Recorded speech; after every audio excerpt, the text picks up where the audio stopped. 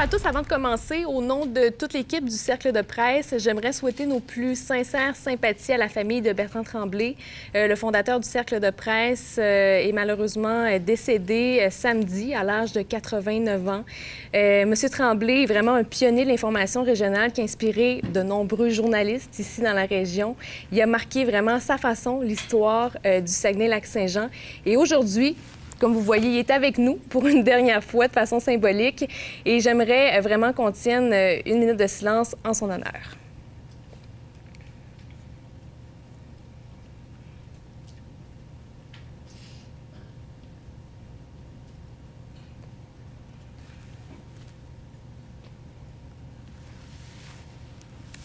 Alors, merci à tous. Donc, on peut commencer l'activité d'aujourd'hui. Donc, merci d'être présent pour cette autre activité du Cercle de presse. Donc, dans le cadre de la légalisation du cannabis, eh bien, on a décidé d'organiser aujourd'hui une table ronde sur le sujet.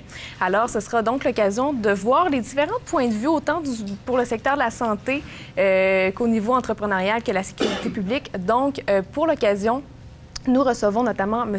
Hubert Marceau, qui est directeur de développement chez Phytochemia, un laboratoire qui fait de l'analyse de cannabis et de produits naturels. Nous avons le docteur Jean-François Betala-Bellinga, médecin conseil à la direction publique du CIUS Saguenay-Lac-Saint-Jean.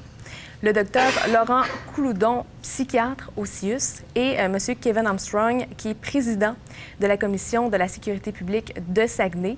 Alors, merci à vous quatre d'avoir accepté l'invitation. Nous avons aussi les porte-paroles de la sécurité publique de Saguenay qui sont présents aujourd'hui pour répondre aussi à vos questions.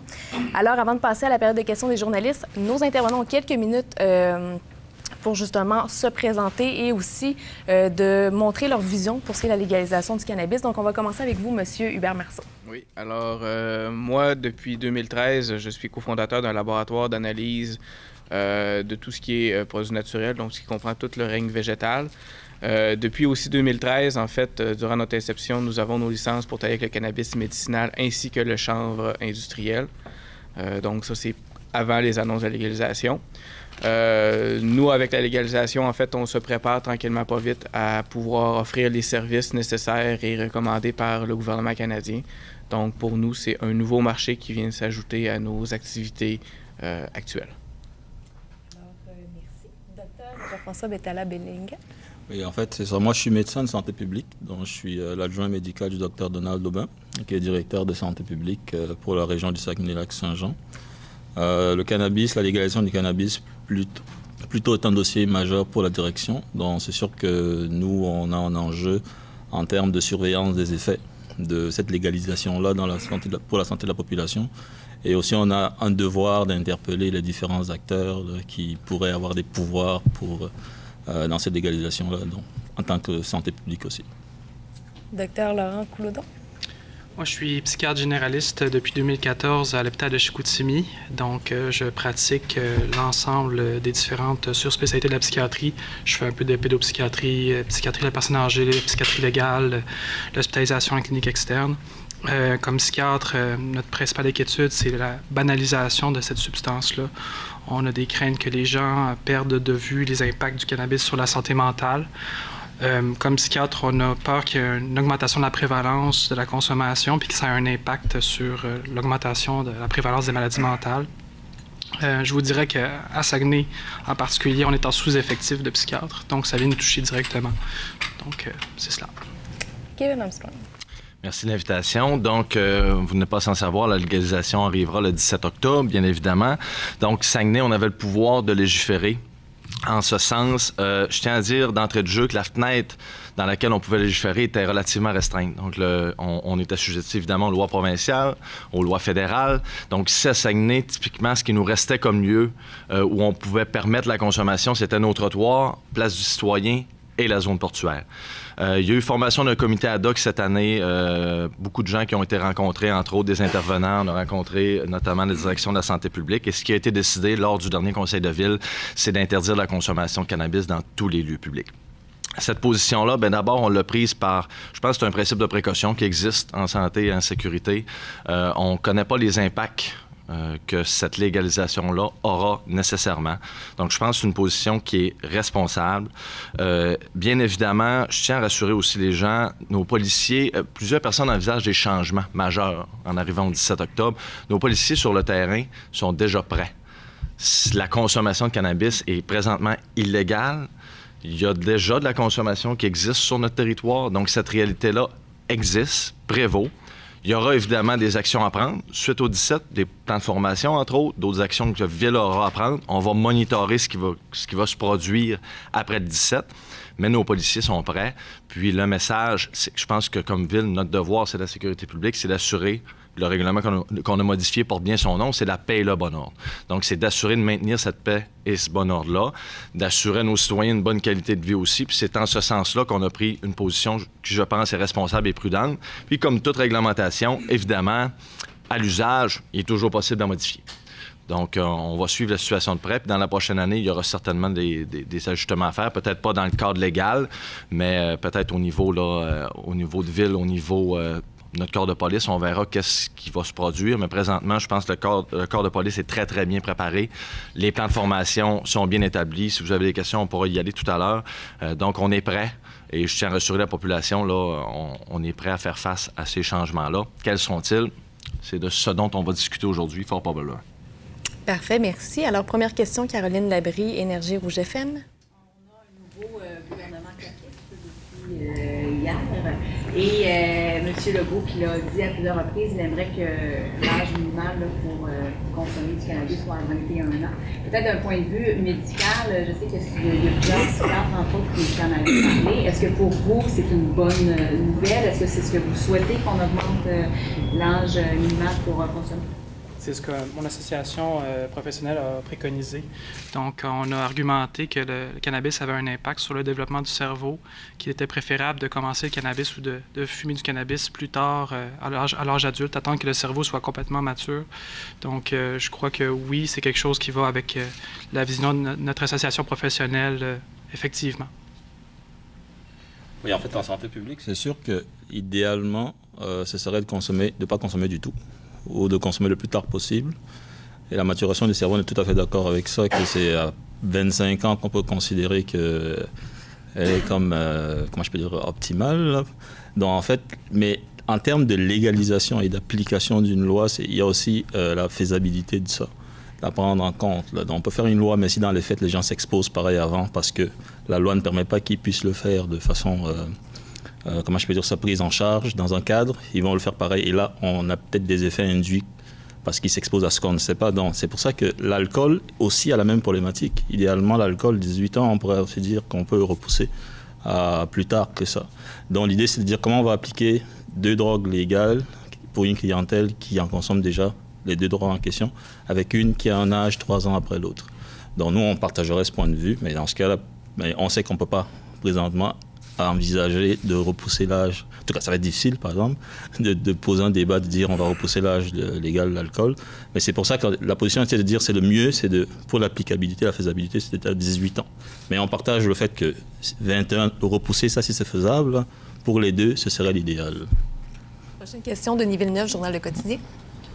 Oui, donc la légalisation entre en vigueur le 17 octobre.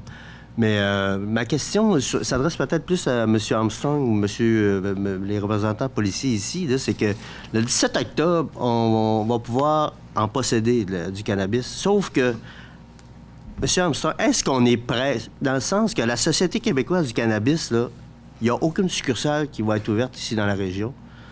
Est-ce que le fait qu'il va être légalisé le 17 octobre, ça ne viendra pas, dans le fond... faire augmenter le commerce illégal du cannabis. Parce que il va être légal d'en posséder, mais tu ne pourras pas en acheter. Donc, le marché noir va se poursuivre. En fait, ce que la Société québécoise du cannabis a prévu, c'est de l'achat en ligne va être autorisé. On ne se comptera pas de menterie. L'achat en ligne existe déjà de façon illégale actuellement. Ville de Saguenay a été retenue par le ministère de la Sécurité publique pour participer, entre autres, au programme Accès Cannabis. donc pour lutter contre la contrebande. Mais maintenant, vous comprenez que moi, au niveau municipal, de prévoir les impacts au niveau du marché noir, là, c'est très difficile, mais ça va être monitoré, évidemment. Là. Je pense que les corps policiers de partout au Québec vont le faire, le nôtre également. Notre section des enquêtes, présentement, évidemment, travaille déjà sur des cas liés au trafic de cannabis. Donc, vous comprenez que le message que je passe aujourd'hui, c'est qu'on pense beaucoup qu'au 17, il y aura comme un mur ou une forme de changement. Nos policiers sont déjà prêts, les policiers sont déjà formés. Il y aura des outils supplémentaires. On parle, si on pense entre autres aux appareils de détection de la salive, mais présentement, les policiers, à plusieurs niveaux, sont déjà prêts à faire face à ça, là. Que ce soit au niveau des enquêtes, que ce soit au niveau de la formation, que ce soit au niveau de la formation de base, des épreuves de coordination de mouvement. Vous avez, comme l'agente Nolin qui est ici présente, des agents évaluateurs qui possèdent une expertise en évaluation là, des facultés affaiblies par les stupéfiants. Donc, c'est un peu le message que je porte aujourd'hui. À court terme, je pense que ça sera davantage une continuité. Là où je rejoins, entre autres, certains points de vue de la santé publique, c'est à long terme. On l'a vu, entre autres, au Colorado, à d'autres endroits. Ça va être difficile de prévoir les impacts. Il y en aura certainement, et c'est pour ça qu'il faut rester vigilant. Mais maintenant, au niveau de la contrebande, peut-être que, je ne sais pas si nos policiers veulent commenter, là, ça va être dur de prévoir les impacts, je pense. En fait, au niveau de la contrebande, on travaille déjà les dossiers. On a une équipe qui est spécialisée, qu'on appelle les projets spéciaux. Donc, cette équipe-là d'enquêteurs travaille à tous les jours, même les fins de semaine, le soir et de nuit, contre les stupéfiants illégaux. Et ça va se poursuivre chez nous. On n'arrêtera pas de travailler. On sait très bien qu'il y en a qui vont continuer à produire et à vendre des stupéfiants illégaux. Donc, pour nous, le travail se poursuit tout simplement. Non? Prochaine question, Martin Thomas-Côté de KIC. J'imagine que vous avez pris connaissance, je m'adresse à ceux de la direction de la santé publique, vous avez pris connaissance du règlement municipal qui a été déposé par la Ville de Saguenay. À Québec, il y a eu des critiques de la part de la direction de la santé publique. J'aimerais savoir, à votre œil, à vous, est-ce que le règlement de Saguenay, qui me semble être quand même semblable à ceux qui sont dans les autres municipalités du Québec, est-ce que c'est trop sévère? Est-ce que ça pourrait être un danger pour la santé publique de certaines personnes de ne pas avoir accès à des endroits pour fumer, par exemple, ce qui les forcerait à fumer à l'intérieur et exposer peut-être des gens à la fumée secondaire? En fait, j'aimerais avoir votre critique du règlement municipal. Critique, c'est positif et négatif. OK? Donc, je pense que si on part de ce principe-là. Alors, critique en tant que telle, c'est on a un pouvoir municipal qui peut réglementer la consommation du cannabis et qui l'a fait. Donc, nous, c'est sûr qu'on a donné notre avis à ce pouvoir-là. Nous, on travaille en collaboration. Alors, l'aspect qui est important pour nous ici, c'est il y a deux droits qui peuvent s'opposer. Le droit d'exposer du monde à de la fumée secondaire ou à des nuisances et le droit de consommer une substance légale. Donc, il faut peser c'est quoi le poids dans la communauté de pouvoir consommer, mais sans exposer les autres, finalement, qui ne consomment pas. Donc, c'est sûr que les gens, théoriquement, ont le droit de consommer au 17 octobre. Mais si dans les faits, ils ne peuvent pas consommer, on brime leurs droits. Donc là, c'est un enjeu qu'effectivement, il faut essayer de voir comment on peut adresser cet enjeu-là. Je n'ai pas la réponse idoine de vous dire qu'il faut faire ça, faire ci, faire ça, mais il faut travailler la communauté. Il faut prendre en compte ça aussi. C'est des gens de la communauté, ces gens-là. Donc, c'est ce que nous on dit, en tout cas. Nous, c'est ce qu'on dit, ce point-là. Deuxième point qui est important, c'est on s'est battu avec la cigarette pour l'air intérieur, donc fumer dans des endroits clos. C'est plus là qu'on expose du monde à de la fumée, finalement, au cancer, toutes les problématiques de santé publique. Donc, si on enferme du monde à fumer du cannabis que dans des endroits clos, vous me direz qu'on est dans un territoire nordique, dont en hiver, le monde aller fumer à moins 20 en fin janvier, c'est quand même un peu... Mais si on les enferme de fait dans des endroits clos, on va juste concentrer d'une fois de plus une population X qui va être surexposée à de la fumée. Troisième chose, on prend le modèle de l'alcool comme référence pour dire l'alcool, on n'a pas le droit d'en consommer publiquement. Mais il y a un enjeu qui est différent. C'est que, il y a plusieurs enjeux différents, mais il y a un enjeu important, c'est qu'il y a au moins des bars, théoriquement, où on peut consommer de l'alcool. Et actuellement, il n'y a pas de fumoir de cannabis en tant que tel. Et on n'aimerait pas aller vers ça d'ailleurs, avec l'argument que je viens d'évoquer, de dire qu'on a fait tout pour essayer de fermer ça. On a encore quelques endroits dans des centres où on garde des fumoirs, mais on est vers de dire on va fermer ça pour le tabac, je veux dire. Hein. Donc si on dit maintenant, avec le cannabis, vu que personne ne peut fumer nulle part, on va créer des fumoirs de cannabis, on est en train de repartir. Là, on se dit finalement, c'est quoi le message vers lequel on tend? Donc c'est ces enjeux-là qu'on dit, il faut comme essayer de les adresser. Mais on ne dit pas, il n'y a pas une position claire, la solution c'est celle-là, c'est pas celle-là. C'est prenez ces enjeux en compte, faites que le monde puisse avoir accès à la cigarette, mais sans surexposer ce monde-là, qu'on ne verra pas, mais qui sera surexposé pareil. Donc c'est juste ça que la position de la santé publique dans le dossier. Je ne sais pas si je réponds à votre question. Oui, tout à fait. Merci. Kevin, je pense que tu voulais... Oui, peut-être juste pour compléter. Puis concrètement, quand on parle de la question que vous avez adressée, que tu as adressée, Martin Thomas, concrètement, ça revient souvent au logement, en fait. On va s'entendre parce que les gens qui possèdent une résidence privée peuvent le faire chez eux, aucun problème. Maintenant, je serais surpris que tous les propriétaires de logements l'interdisent jusqu'au dernier brin d'herbe sur le bord de la chaîne de trottoir. Peut-être qu'il y en a qui vont l'interdire dans le logement, exactement comme c'est le cas pour la cigarette. Maintenant, il reste les balcons, il reste, je pense, aussi le terrain en tant que tel. Donc, comme ville, est-ce que vraiment l'interdire sur les trottoirs? Est-ce que la personne va s'y rendre nécessairement pour consommer? Tu sais, on tombe dans des cas de figure, puis quand je disais tout à l'heure qu'il va falloir monitorer, c'en est un bon exemple. L'exemple de la cigarette est bon aussi. Je veux dire, les propriétaires de logements, il y en a plusieurs, au même titre que les chats et les chiens l'interdisent déjà dans les logements. Maintenant, pour le cannabis, peut-être, ça va être leur plein droit de l'interdire sur leur terrain également. Mais je connais peu de propriétaires qui le font pour la cigarette, de dire tu fumeras pas la cigarette jusque, je sais même pas si c'est légalement possible, mais jusque sur le bord de mon terrain. Alors, je pense qu'il va falloir le regarder comme il faut. Maintenant, il ne faut pas se créer de faux problèmes non plus. Ça existe déjà. Et nos policiers ne sont pas toujours appelés par les propriétaires de logements parce qu'il y a vraiment un problème. Ça peut arriver, il y aura des cas, il y aura toujours des cas. Les règlements sont faits pour ceux qui ne les respectent pas, généralement. Ceux qui font preuve de civisme, qui font attention aux autres, je pense pas que ça va nécessairement s'appliquer à eux. Donc, ça sera à voir à l'usage. Monsieur Marceau, vous vouliez rajouter? Oui, en fait, ce que je voulais rajouter, c'est qu'à entendre beaucoup de choses qui se disent de ce temps-ci, le point majeur est beaucoup mis sur le côté fumée, le côté fumée secondaire, entre autres, qui a été soulevé par mon collègue ici côté. Ceci étant, ce qu'on voit beaucoup plus qui s'en vient sur le marché, ce que les entreprises productrices et distributrices travaillent beaucoup, c'est les méthodes alternatives. Et même au niveau des consommateurs, on voit une diminution de la fumée vers des méthodes alternatives qui sont soit de l'ingestion ou de la vaporisation sans fumée, justement. Donc, je pense qu'il y a deux sous-points ici à prendre en compte. Il y a le concept de la fumée ainsi que de tous les effets néfastes qui viennent avec la consommation de fumée de façon générale et la consommation de cannabis à des fins récréatives aussi, qui sont quand même deux enjeux qui sont complètement différents quand on les prend, qu'on peut prendre comme deux enjeux complètement différents, en fait. Là.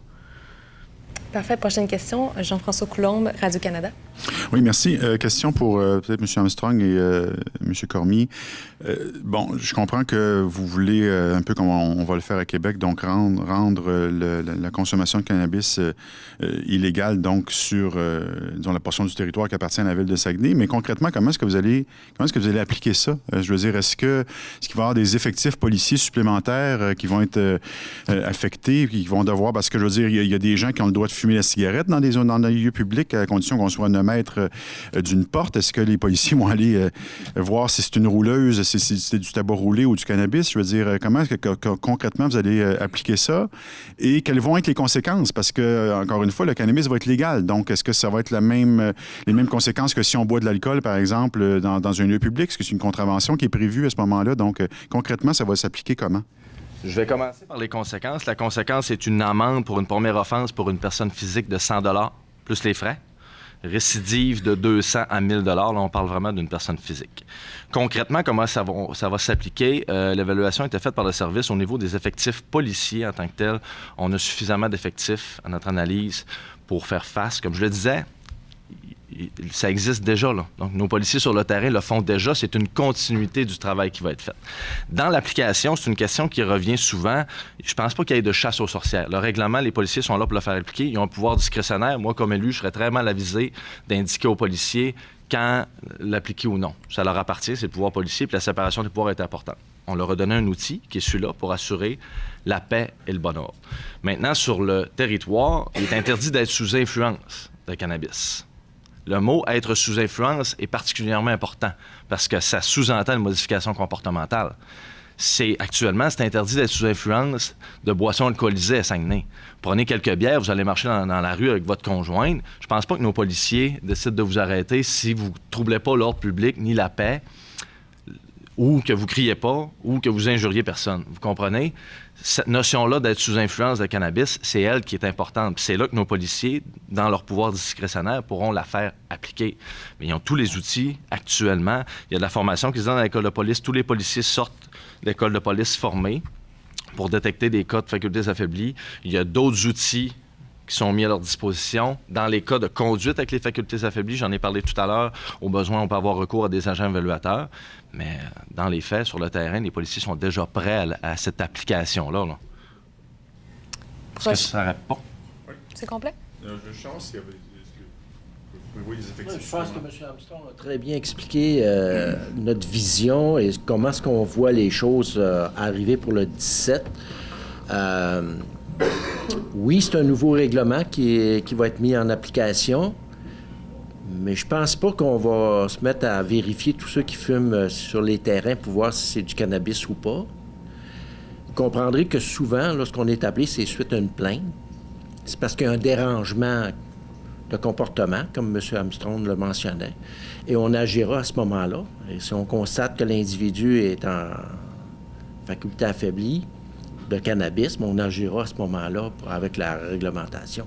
Tout simplement, c'est la même chose qu'avec la boisson. On agit. Prochaine question, Alexis Tremblay, TVA. Je voulais savoir s'il y avait une différence dans les règlements municipaux entre les restrictions, par exemple, au tabac, à la cigarette et à la consommation de cannabis. Et oui, dans les règlements, mais aussi peut-être au niveau plus... vous parlez tout à l'heure des dangers là, de la consommation de cannabis pour, par exemple, la santé mentale. Est-ce que vous jugez que c'est plus dangereux, consommation de cannabis, que consommation de tabac ou d'alcool? Donc, ce serait plus ces deux questions-là. D'abord, au niveau municipal, c'est quoi les différences entre les restrictions au cannabis et au tabac? Puis dans un deuxième temps, les différences en termes d'effet, d'impact sur la santé. Au niveau des différences, il y en a peu parce que le tabac, tout comme le cannabis, de par la loi sur le cannabis provincial, relève de loi provinciale avant toute chose. Le 9 mètres pour les portes, tous les lieux qui ont été exclus, là, je ne les ai pas nommés d'entrée de jeu, mais la loi provinciale est très, très détaillée au niveau des lieux où on peut consommer ou pas. Donc, je tiens à le rappeler, nous, au municipal, parce que souvent, je voyais titrer la ligne dure. Hein? C'est beau de dire la ligne dure, mais il faut se rappeler qu'au municipal, ce qui nous restait, c'est les trottoirs puis 2 lieux publics. Là. Tout ce qui a trait à ce que vous faites référence, entre autres au niveau du tabac et du cannabis, relève en majeure partie de loi provinciale là, et fédérale. Donc, l'impact au niveau de la santé, toutes les substances peuvent avoir un impact au niveau de la santé physique ou de la santé mentale. C'est sûr et certain que le profil de la cigarette et du cannabis est totalement différent jusqu'à un certain point, c'est-à-dire que les deux ont des impacts au niveau des poumons. Ça, c'est pas mon champ d'expertise, mais au niveau de la santé mentale, le cannabis a clairement des potentiels de créer des maladies. Quand on pense que la prévalence de la psychose dans la population peut aller jusqu'à 3 % et que si on fume du cannabis, ça peut augmenter les chances de faire de la psychose, bien, c'est sûr et certain qu'on a des craintes par rapport à l'augmentation de la prévalence de la psychose. La cigarette, en théorie, ne cause pas la psychose. Donc, c'est deux substances complètement différentes à ce niveau-là. Il faut aussi noter que le cannabis peut avoir d'autres impacts sur la santé mentale, notamment au niveau de la dépression, l'anxiété, au niveau des troubles d'apprentissage. Donc, il y a beaucoup d'impacts possibles chez les patients. C'est sûr qu'il y a une proportion de la population qui n'auront pas d'impact dans leur vie, donc qui sont protégés, qui n'ont pas de facteurs de risque, mais il y a une proportion de la population qui ont des facteurs de risque et qui, malheureusement, ne sont pas nécessairement conscients de ces facteurs de risque-là, qui n'ont pas eu nécessairement d'éducation par rapport à ça, et vont possiblement avoir des impacts. En santé publique, ce qu'on dit, toute substance psychoactive, même le café, a des impacts sur la santé. Alors, c'est sûr que ces impacts-là, en santé publique, vont être dépendants de plusieurs choses. Le nombre de personnes qui vont être exposées à ces substances-là, le type de consommation. Donc, si vous prenez 20 cafés par jour, on s'entend que ça ne va pas être pareil que si vous en prenez un. C'est vrai pour le cannabis aussi, parce que c'est la concentration des produits qui est là. L'alcool, pareil. En fait, toute substance pouvait faire l'analogie partout. Et donc, il faut pondérer le nombre de personnes qui en prennent, comment ils en prennent, dans quel contexte ils en prennent, les impacts sur eux, la santé physique. L'alcool, ça donne des cancers. Hein. Le tabac, ça en donne aussi. Et ça, c'est documenté, ça, c'est connu. Les impacts sur la santé mentale, effectivement, l'alcool, ça entraîne des suicides aussi, là, des précipitations, des dépressions, comme le cannabis, tout ce qu'on a cité ici. Bon, les impacts sur le plan social. Donc, quand on parle des gens qui vont des décrochages scolaires, des gens qui vont avoir une inappétence pour tout, qui vont, sur le plan familial, des impacts sociaux, il faut comptabiliser tout ça. Et puis, on parle de la sécurité aussi, la capacité, la coordination, les accidents qu'on va provoquer, les troubles à l'ordre public, les nuisances. Bon, il faut comptabiliser tous ces effets-là à moyen et à long terme dans la société. Et donc, quand on regarde les substances psychoactives particulièrement, ça, c'est votre question, l'impact, la substance qui a le plus d'impact et pour soi et pour les autres, dans la communauté et ses proches, c'est l'alcool. Et de loin. Donc, s'il faudrait partir du principe qu'il faut interdire une substance pour diminuer les impacts, allons sur l'alcool tout de suite, criminalisons la consommation. Mais je suis sûr que si je vous posais la question, peu d'entre nous, en tout cas pas personne, hein, peu d'entre nous voudrions qu'on aille là. Parce que la plupart d'entre nous en consomment, mais comment je vais dire ça, ils gèrent bien leur consommation. Même s'il y a quelques personnes qui vont en consommer, il y aura des impacts. Mais quand on prend tous les aspects, en gros, de l'alcool, même présentement, avec toutes les mesures qu'on a prises, on voit toujours que l'alcool pèse beaucoup dans les problématiques de santé. Après, le tabac aussi. Le tabac, la première cause de mortalité au Québec, présentement, c'est le tabac. Encore. Donc, le cannabis vient, après, vous avez des drogues comme l'héroïne ou le crack. Il y a aussi le potentiel, ce qu'on appelle les troubles du genre de la substance, dont le potentiel addictogène. C'est-à-dire que si vous êtes exposé à une drogue, le potentiel qu'après, ça devient comme votre vie tourne autour de ça. C'est plus ça qui, moralement, a fait qu'on interdit certaines drogues et qu'on ait la prohibition de l'alcool aussi. Donc, c'est un peu complexe, ces aspects-là. Mais si on regarde en santé publique, généralement, c'est l'alcool qui vient en premier en termes d'impact public, quand on mesure tous les impacts. Après, vous avez des drogues comme l'héroïne, le crack, et après, vous avez le tabac. Et le cannabis vient après, ces drogues-là que je viens de citer. C'est juste ça que je voulais préciser. Je ne sais pas si je réponds à votre question. On parle beaucoup... Oui, allez-y. Juste pour compléter les propos de mon collègue, il y a encore de la prévention puis de la psychoéducation à faire à la population. Comme l'alcool, comme la nicotine, donc les gens qui fument la cigarette savent, la plupart, qu'ils peuvent développer une dépendance à la nicotine. Ceux qui prennent l'alcool savent que plus on prend un pourcentage d'alcool élevé, si on prend du fort, on a plus de chances d'être en état d'ébriété. On peut avoir des risques au niveau du foie, donc il peut avoir des conséquences physiques. Pour le cannabis, c'est pas tout le monde qui est au courant des impacts sur la santé mentale, sur l'impact au niveau de la prévalence de la psychose. Il y a encore de l'éducation à la population à faire. L'objectif, c'est que si les gens en prennent, ils soient conscients des risques et s'il y a des conséquences, qu'ils soient capables de dire c'est relié au cannabis, je dois l'arrêter ou je dois consulter. Donc, c'est un travail à faire à longue haleine par l'ensemble des intervenants du réseau.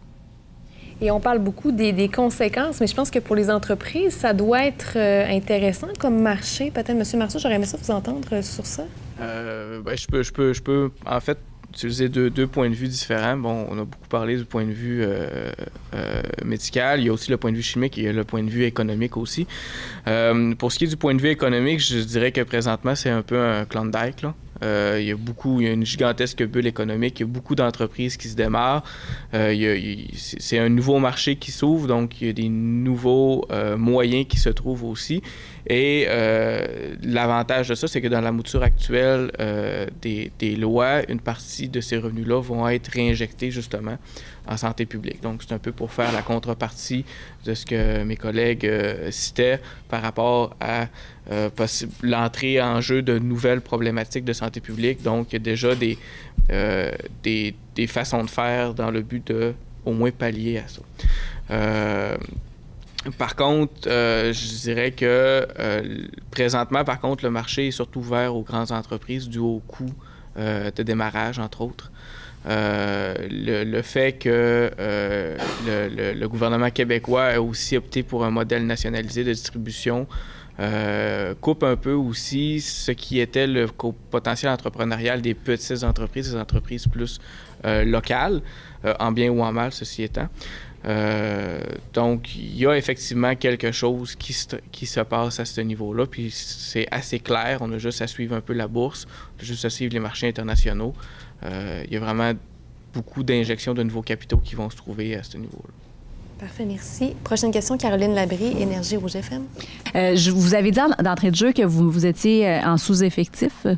Donc, ça peut paraître un peu inquiétant pour la population quand on sait que là, avec la légalisation, peut-être que les gens vont avoir une approche différente avec tout ça. Pouvez-vous me parler un peu de votre équipe? Qu'est-ce que vous faites et qu'est-ce que vous auriez de besoin? En résumé, on est supposé avoir 22 psychiatres dans la région et on est seulement 14. Donc, il manque 8 psychiatres. On est un des milieux dans le Québec où on manque le plus de psychiatres. On est un centre universitaire, donc on est aussi impliqué dans l'enseignement à la faculté de médecine de l'Université de Sherbrooke. Donc, on a beaucoup de tâches cliniques. Je vous dirais qu'on est en mode survie jusqu'à un certain point. Donc, on se sépare les tâches pour pouvoir couvrir tous les services. On couvre la liste de garde, on fait tout ce qu'on peut. Donc, c'est sûr que nous, on craint que s'il y a une augmentation de la prévalence de la consommation de cannabis, qu'on ait plus de consultations en lien avec des problèmes de santé mentale. Et à ce moment-là, ça peut être compliqué pour nous d'assurer le service. Je ne vous dirais pas que c'est catastrophique, là. Il n'y a pas un bris de service ou un manque de service à la population. Je tiens à souligner que mes collègues et moi, on est très efficaces dans notre travail. On arrive à tout couvrir, puis ça se passe bien. Mais c'est sûr et certain qu'on aimerait recruter, puis on aimerait avoir du soutien par rapport à ça. Par exemple, il y a d'autres milieux au Québec qui ont des programmes de premier épisode psychotique. Donc, nous, on aimerait ça avoir un tel programme. C'est dans les guides de pratique, c'est ce qui est recommandé. Puis c'est sûr et certain qu'on essaie d'avoir ces programmes-là, mais ça prend des fonds pour ça. Et à ce moment-ci, on n'a pas les fonds pour ça actuellement. Prochaine question, Laval Gagnon. J'appartiens à une génération qui, dans les années 70, entretenait une joyeuse permissivité par rapport au cannabis. Et les efforts publics consistaient surtout à la répression du commerce illicite, crime organisé, tout ça. La nouvelle loi, donc, nous place devant une situation où c'est assez rare de voir les policiers, les psychiatres et ceux qui vont le produire ensemble. Ça a permis ça. Mais on comprend les efforts de sensibilisation et aussi de rationalisation de la distribution et tout ça.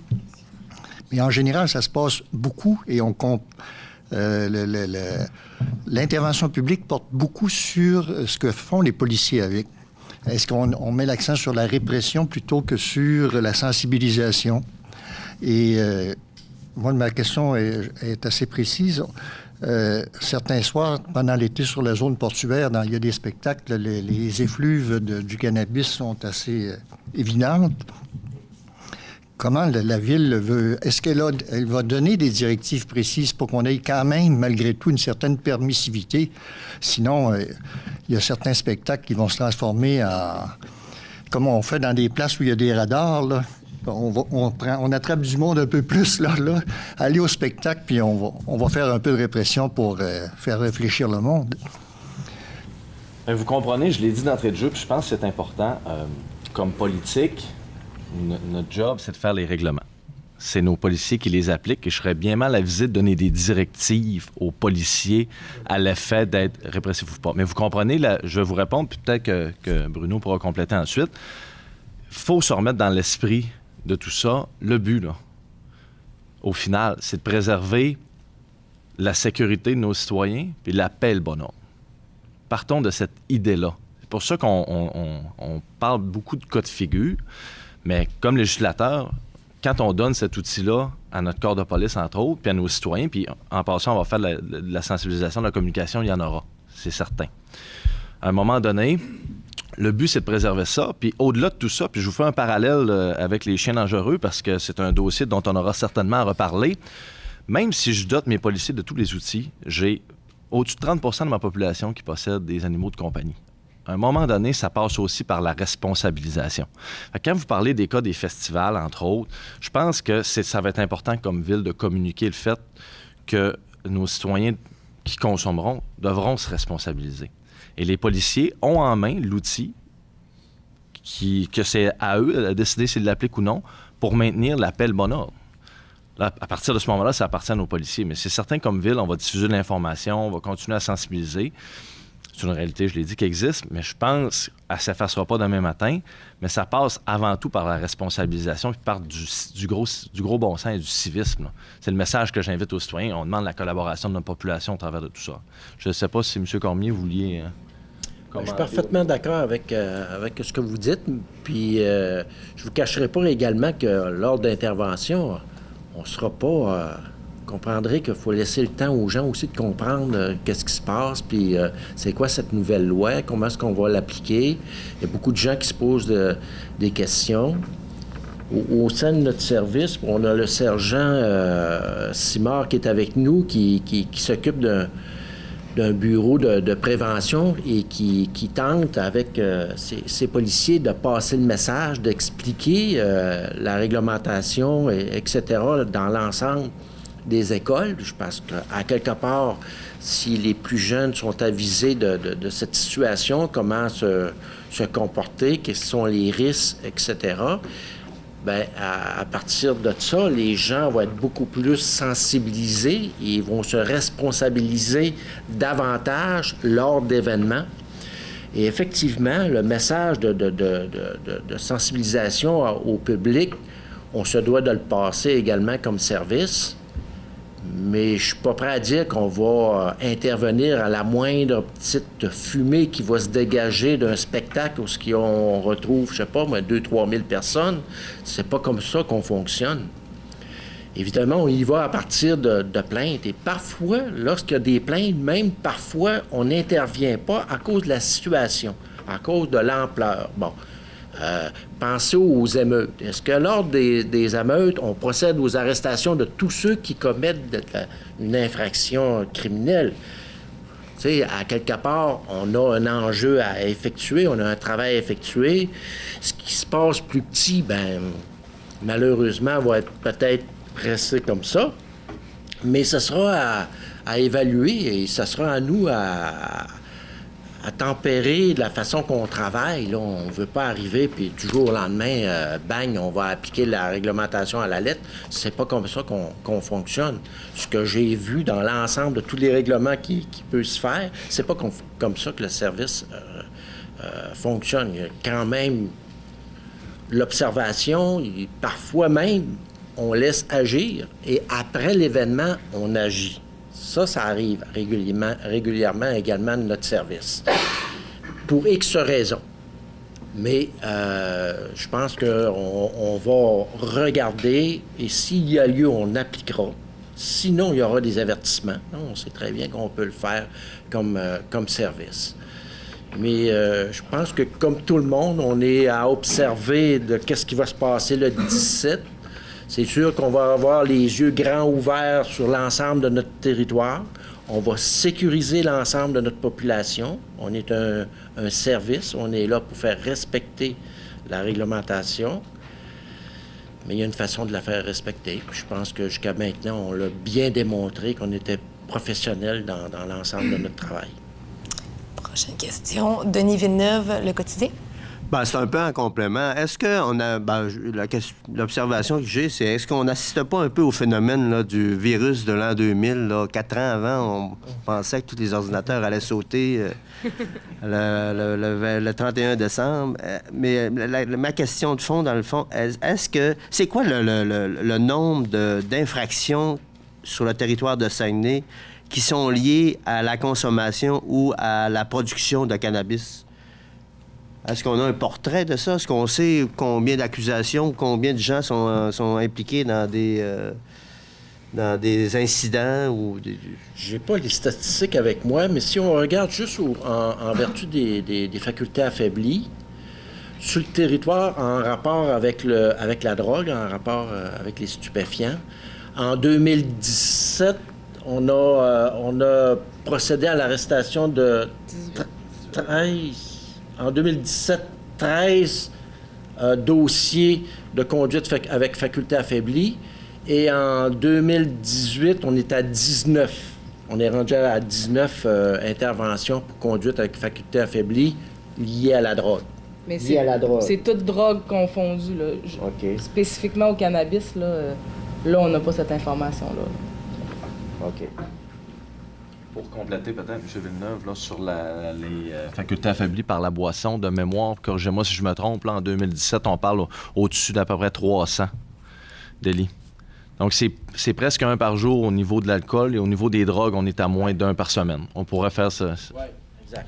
à fait. parallèlement. Monsieur Marceau, vous voulez rajouter? Je voulais en fait rajouter d'un point de vue plus économique. En fait, la plupart des prévisions de production et de consommation faites par les économistes ne s'attendent pas à une augmentation très, très significative au niveau de la population, mais plutôt que la population qui consomme déjà va se convertir en population qui consomme de façon légale. Donc, les gens se préparent à répondre au marché actuel des choses. En fait, le seul groupe d'âge où on s'attend à une augmentation des nombres de consommateurs, c'est les 65 ans et plus. Donc, pour faire un peu du pouce là-dessus, comme tu dis, je ne pense pas qu'on tombe dans un nouveau paradigme social où ce que les gens vont se mettre à fumer partout. Il existe déjà des consommateurs, il en existera après. La seule différence, c'est que les consommateurs vont maintenant payer des taxes. Grosso modo, c'est un peu l'esprit de la loi et de la légalisation. Et en fait, c'est ça. Je voudrais renchérir là-dessus. C'est qu'il y a ce qu'on appelle un effet d'annonce. Donc, si un politicien qui veut gagner une élection dit quelque chose, tout le monde qui tourne autour, qui a des intérêts, qui est contre, qui est pour, qui peut gagner de quoi, se positionne déjà dessus. Donc, les comportements changent déjà, les intentions changent, même les perceptions changent. Donc, ça veut dire que depuis 3 ans qu'on parle du cannabis, là, en 2-3 ans, pas mal de monde ont déjà changé leur comportement. C'est vrai de l'économie, mais c'est vrai des consommateurs. Tout le monde, la santé publique, la sécurité, tout le monde a commencé, même inconsciemment, à s'adapter déjà. Donc là où on est, là, on est déjà comme en légalisation. Mais c'est que beaucoup de monde ont déjà changé leur comportement. Et pour dire quoi? En termes de consommation, effectivement, j'appuie ce qui vient d'être dit, c'est que dans les enquêtes qu'on fait, c'est qu'on voit déjà une tendance, il y a 2 ans déjà, à une augmentation de la consommation, mais de la déclaration de consommation.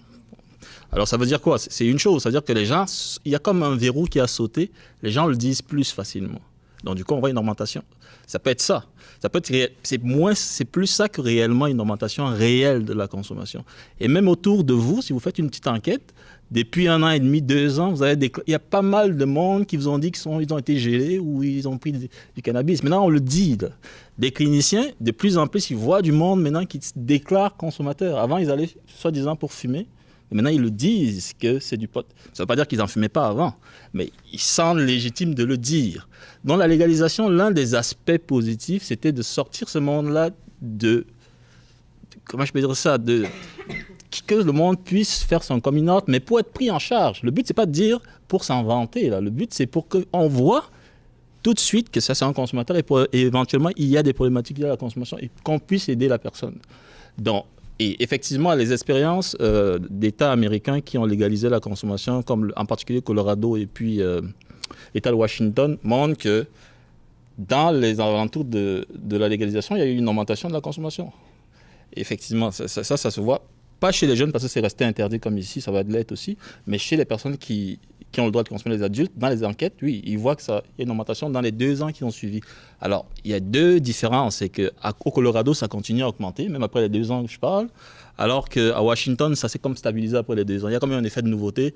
Après, on a comme atteint un niveau de base. Bon, alors, on ne sait pas au Québec, nous, ce qui va se passer. Personne n'a la boule de cristal pour dire dans 3 ans, on va être là, on va être là. Donc, on fait au mieux qu'on peut avec des expériences passées, mais on est limité pas mal.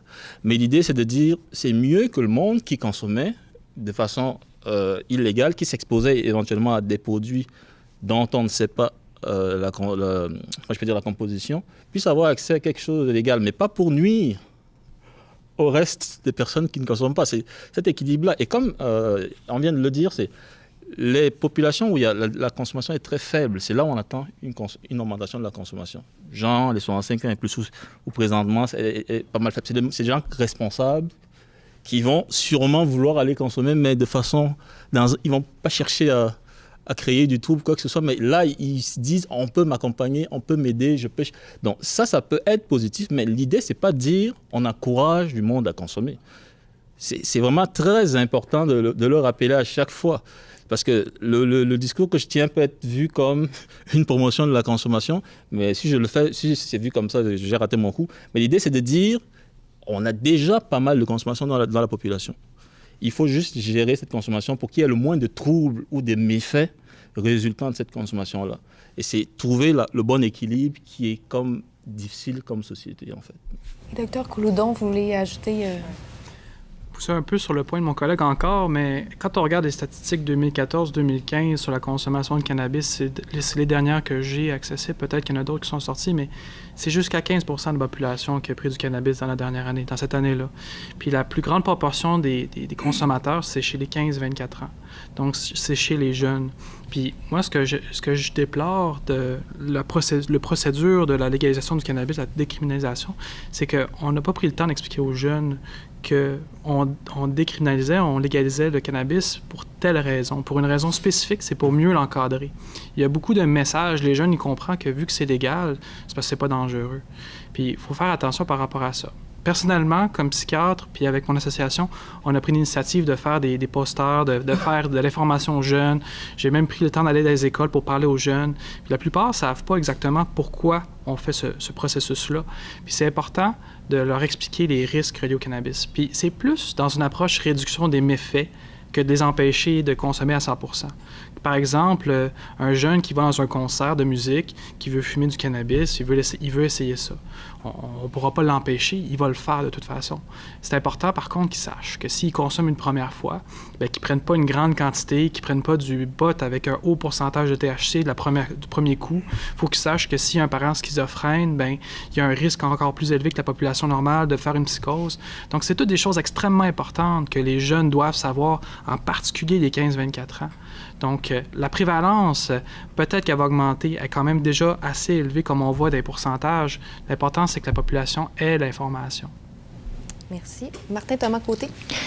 J'aimerais qu'on parle peut-être un peu plus de budget concernant la légalisation. Vous avez parlé tout à l'heure de manque de psychiatres, qu'il en manquait 8 dans la région. Du côté de la ville, j'aurais aimé aussi savoir les coûts reliés à la légalisation, savoir combien ça nous a coûté jusqu'à maintenant, combien, je sais que vous n'aimez pas ça quand on pose la question, mais combien vous prévoyez faire avec les amendes sur la légalisation de la Marie. J'imagine que ça doit être budgété. Puis pour la direction de la santé publique, je sais que vous n'agez peut-être pas d'un chiffre, mais quels sont les manques actuellement? Peut-être si vous avez des chiffres, tant mieux, mais quels seraient les manques qu'on pourrait combler, là, qu'on pourrait faire de demandes au nouveau gouvernement? Bref, le côté budgétaire de la légalisation pour le Saguenay-Lac-Saint-Jean, ça représente quoi?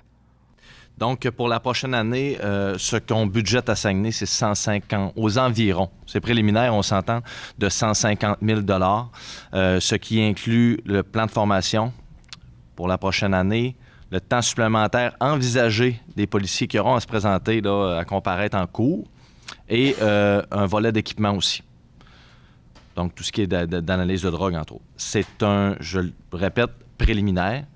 C'était pour boucler notre budget. Là, on s'entend, là, on est dans la préparation du budget actuellement, donc c'est le chiffre que le service nous a avancé.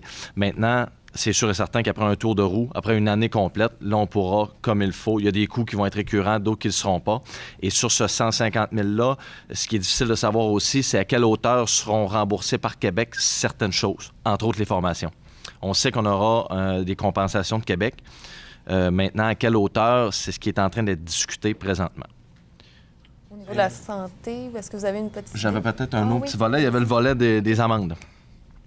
Bon, au niveau des amendes, c'est les fameuses cibles. On peut appeler ça comme cela. Les amendes sont stables à Ville-de-Saguenay. Les revenus là, des contraventions, d'année en année, à peu près, j'ai regardé les chiffres, tournent autour de mémoire là, de 4,7 millions, je pense.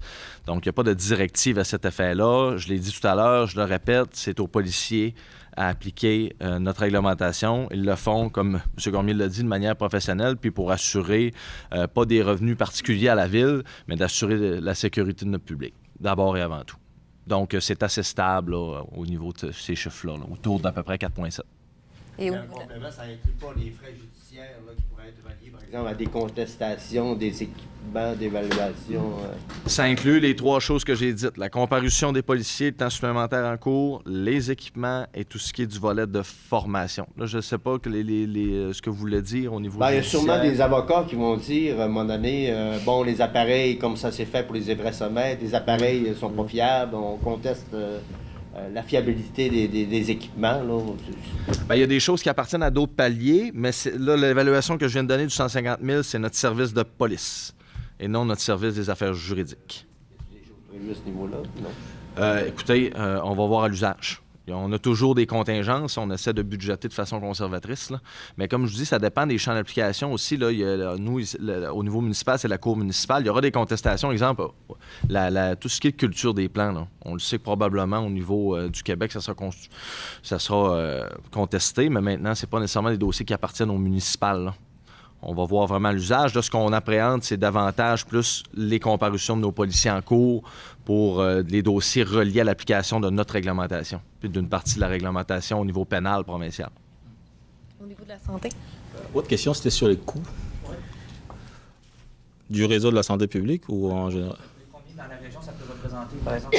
Qu'est-ce que vous avez besoin? Combien ça peut représenter en termes d'argent que vous auriez peut-être besoin pour faire face à la légalisation?